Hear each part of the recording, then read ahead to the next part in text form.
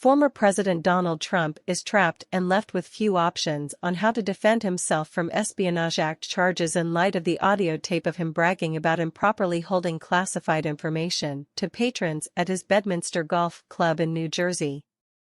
In fact, argued former FBI Deputy Director Andrew McCabe on CNN, Trump's only defense might be to tell the jury that he was lying in that tape, a strategy that would mark him for the jury as hard to trust by definition.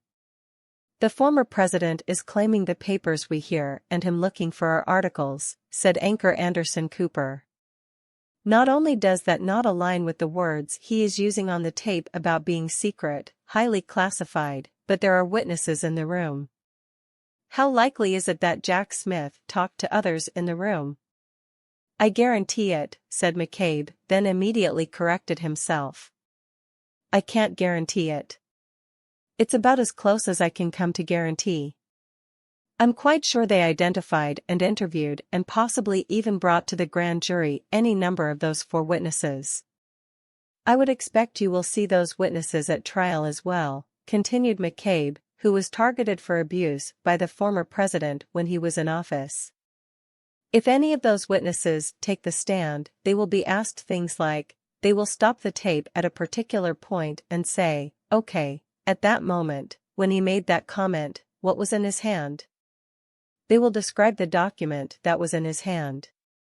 Did you see what was on the page?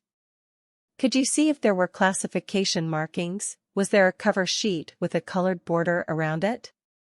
Any of those things that any of us know as indicators of classified material. His defense of it was just a fistful of newspaper articles would fall apart. I should say, even if that's his defense, essentially I was actually holding something that was not what I said it was. That puts him in the unenviable position of telling the jury, essentially, you hear me on that tape lying. That's what I sound like when I'm lying, McCabe added.